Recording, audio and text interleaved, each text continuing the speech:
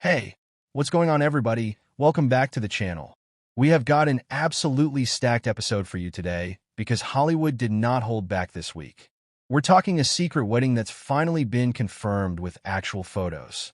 We're talking life after the biggest celebrity wedding of the decade. We're talking one of the most respected actors in the world getting brutally honest about something he hasn't talked about in years. Plus, a WWE legend heading overseas for something huge, and a new Hollywood couple who just made things very, very official in the most romantic city on earth. If you're new here, hit that subscribe button and the notification bell because we cover the stories everyone's talking about before they blow up everywhere else. Let's get right into it. Let's start with the story that has genuinely taken months to fully unravel. Because honestly, this whole thing played out like a mystery novel Zendaya and Tom Holland. So here's the timeline because it matters. Back in January of this year, fans noticed Zendaya showing up at the Golden Globes with a massive diamond ring on that finger. Naturally, the internet lost its mind. But here's the thing, neither of them said a single word about it publicly. Classic Tom Daya move, right? These two have been fiercely private since they first met on the set of the first Spider-Man Homecoming movie all the way back in 2016. Then in February, paparazzi photos surfaced showing Zendaya out in Beverly Hills but instead of that giant engagement ring, she was wearing a simple gold band. That's when the wedding rumors really started heating up. But the moment that changed everything came in March at the Actor Awards. Zendaya's longtime stylist and honestly, one of the most respected names in fashion La Roche, was doing a red carpet interview with Access Hollywood. And when asked about the wedding, he basically dropped the mic. He told the reporter the wedding had already happened and that everyone missed it. When the reporter pushed back and asked if that was actually true, he doubled down and confirmed it, laughing as he walked away. Now, you'd think that would be the end of it. Stylist confirms the marriage. Story's over. But Tom and Zendaya still didn't say anything official, which, if you know these two, tracks completely. Then a few days later, at Essence's Black Women in Hollywood Awards, host Marcy Martin actually called Zendaya out on stage and asked her to give the crowd a sign about the marriage. And Zendaya reportedly held up her hand and flashed the wedding band right there in front of everyone to applause. So by this point, we've got a stylist confirmation and we've got Zendaya essentially showing the ring off on stage. But the real confirmation, the one everybody was waiting for, came from Tom himself. During the press tour for the new Spider-Man movie, Brand New Day, reporters asked him directly about some AI-generated fake wedding photos that had gone viral online. And in addressing those fake photos, Tom essentially confirmed the real marriages, in fact, real even joking that his own grandmother saw the AI photos and was worried she'd missed the actual ceremony. And then, just this past week, we got the final piece of the puzzle. Tom and Zendaya were spotted on a coffee date in London with their dogs. And for the first time, Tom was photographed wearing an actual gold wedding band on his ring finger. On top of that, it's now being reported that the couple quietly hosted their wedding reception at the Beaverbrook Hotel in Surrey, England, which, fun fact, is close to Tom's hometown of Kingston-upon-Thames.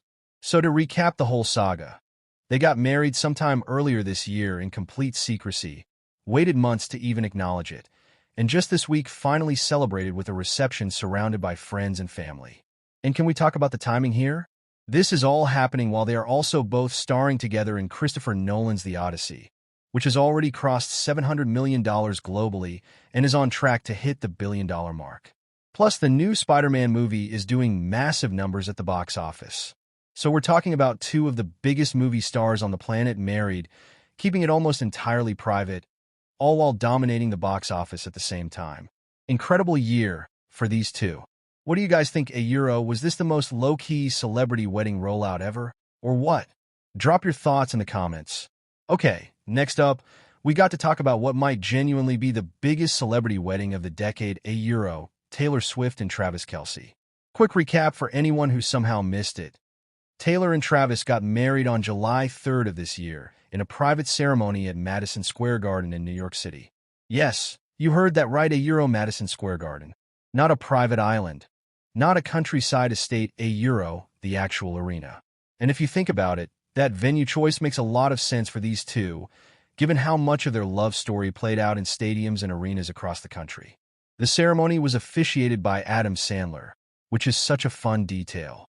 Instead of a traditional wedding party, Taylor had her brother stand up as her man of honor, and Travis had his brother Jason serve as best man.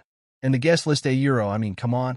We're talking Bradley Cooper, Gigi Hadid, Selena Gomez, Ed Sheeran, Chris Rock, Hugh Grant, Steven Spielberg, Jessica Alba, Tom Brady, and Travis's own head coach, Andy Reid.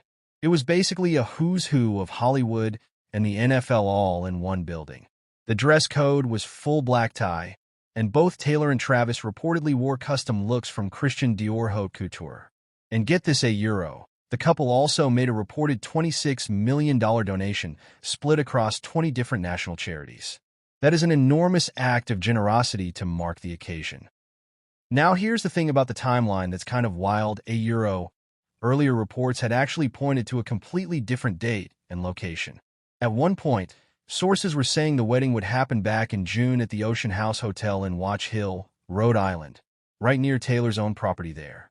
But obviously, things shifted and they ended up going with the Madison Square Garden ceremony in July instead. Classic Taylor's swift misdirection. Honestly, she's been pulling off surprises like this for her entire career. So now that the wedding itself is behind them, what's actually been happening with the two of them since?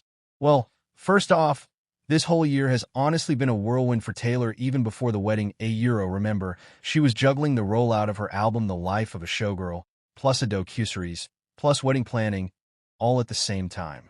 A source close to the couple had described their wedding planning process as much more of a partnership than people might expect, with Taylor wanting the whole thing to feel calm and grounded rather than chaotic, given how hectic the rest of her year had been. On the Travis side of things, there had been plenty of speculation about whether he might step away from football altogether. But he's confirmed he's playing his 14th season with the Kansas City Chiefs, and he's actually credited Taylor directly with being part of what's kept him motivated to keep playing.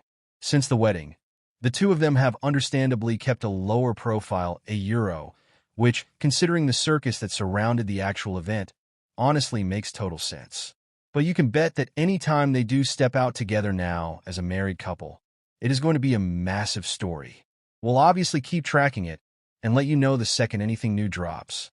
Let us know in the comments, were you Team Rhode Island or Team Madison Square Garden for the wedding location? Alright, moving on to a story that's a little different in tone, but incredibly important. Brad Pitt just gave one of the most candid interviews of his entire career.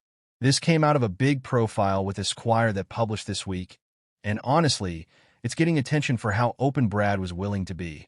For context, Brad had been completely sober for 7 years, ever since 2016, following his very public split from Angelina Jolie. He's spoken before about how that period pushed him toward attending Alcoholics Anonymous meetings and doing a lot of work on himself.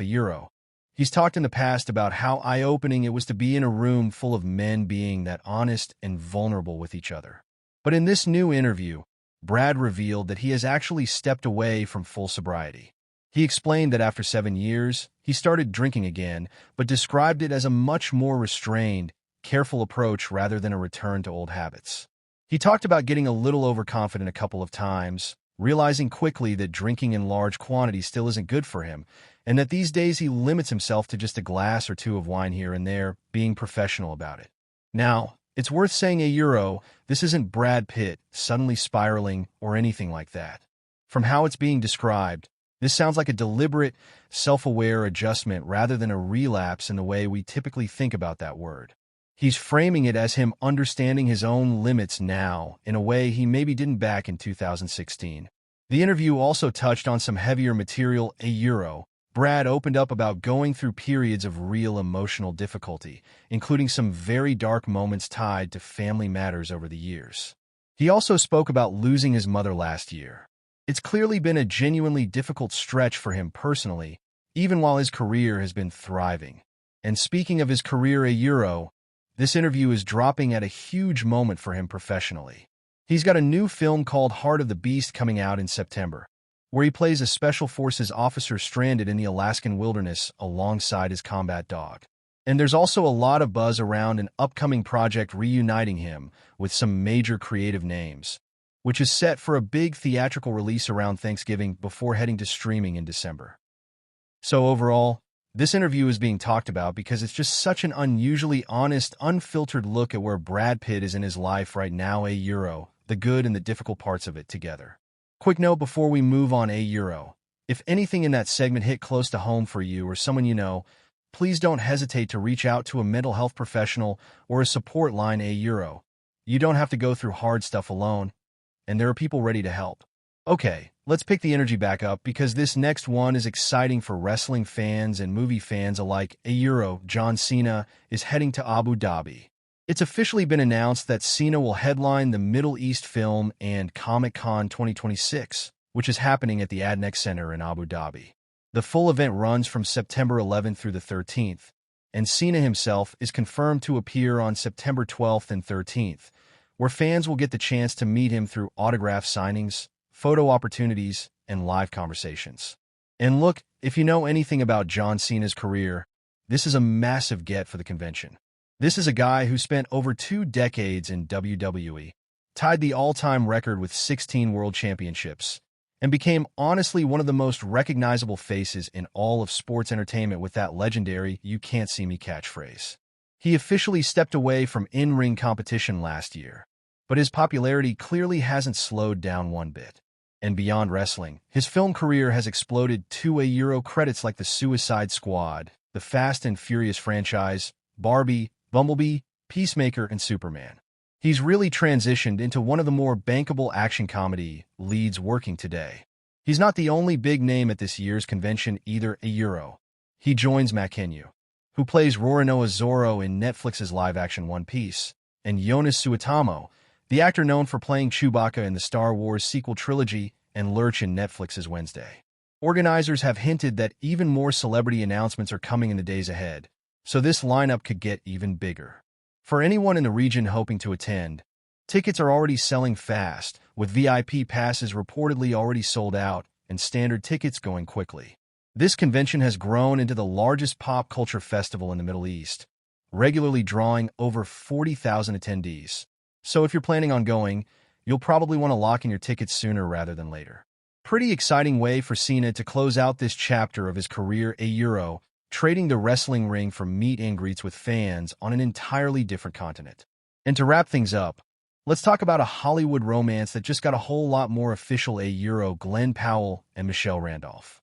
These two were first linked all the way back in November of last year, after a TikTok video surfaced showing them dancing together in Glen's hometown of Austin, Texas.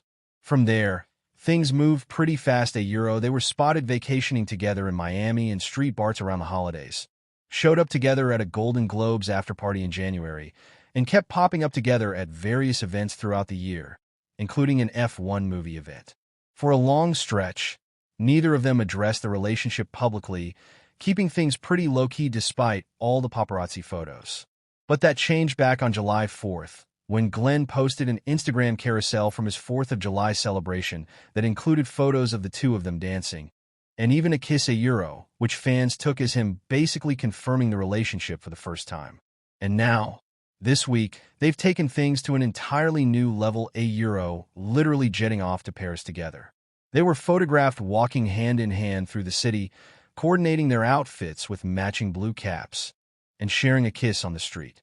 Glen also shared photos from the trip on his Instagram, including a black and white shot of the two of them kissing. Sources close to the couple have described the relationship as having gotten noticeably more serious over time. Apparently, they started out keeping things casual, but grew closer as they realized they didn't want to see anyone else. And with both of them having busy filming schedules, they've reportedly been making a real effort to prioritize spending time together, whether that's in New York, Texas, or now, apparently, Paris. So from a TikTok dance video to a romantic getaway in the city of love in less than a year. Not bad at all. And that's going to do it for today's roundup. Huge week in Hollywood. A secret wedding finally confirmed. Life after the wedding of the decade. A legendary actor getting real about where he's at. A wrestling icon heading overseas. And a new couple making things official in the most romantic way possible. Let me know down in the comments which story surprised you the most. I'm genuinely curious. If you enjoyed this video, smash that like button, subscribe if you haven't already, and I will see you in the next one. Take care, everybody.